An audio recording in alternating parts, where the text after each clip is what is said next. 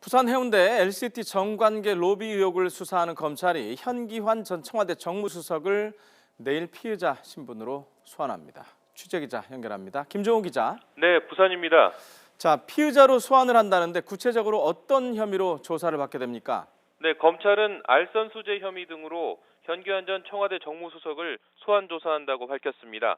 현 전 수석이 LCT 사업 관련 규제 완화와 대출 등에 영향을 미칠 수 있는 위치에서 이 회장 청탁을 받고 해당 기관에 영향력을 행사하는 이른바 중간다리 역할을 한 것으로 보는 겁니다.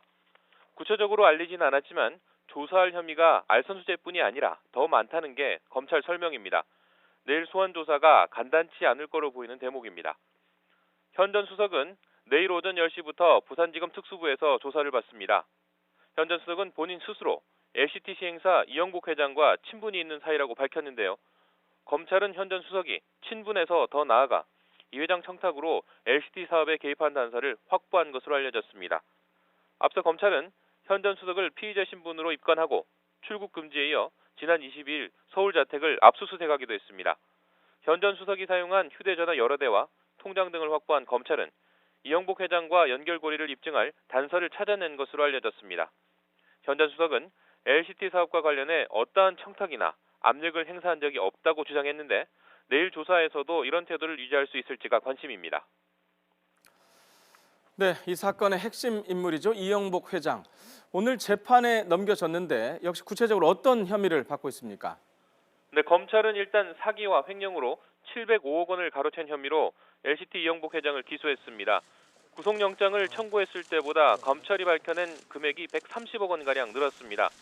정관계 로비 의혹은 시간을 두고 수사하려고 비자금 조성 부분만 따로 재판에 넘길 혐의로 먼저 정리한 겁니다. 이 회장은 자신이 빼돌린 비자금 가운데 절반 정도는 차명으로 운영하는 회사 운영 자금과 생활비, 유흥비 등으로 지출했다고 진술했습니다. 하지만 정관계 금품 로비에 대해서는 여전히 부인하고 있는데 검찰도 이 회장이 현금으로 찾은 돈을 어디에 썼는지 확인하지 못했습니다. 검찰은 이 회장이 사업 추진 과정뿐만 아니라 LCT 분양 과정에서도 여러 법을 위반한 것으로 보고 있습니다.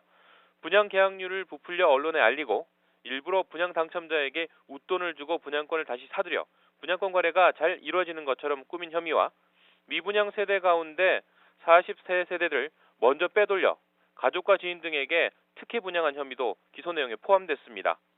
일부 세대가 유력 인사들에게 넘어가지 않았겠느냐는 추측도 나왔지만 아직 검찰은 확인된 게 없다며 선을 그었습니다. 지금까지 부산에서 YTN 김종호입니다.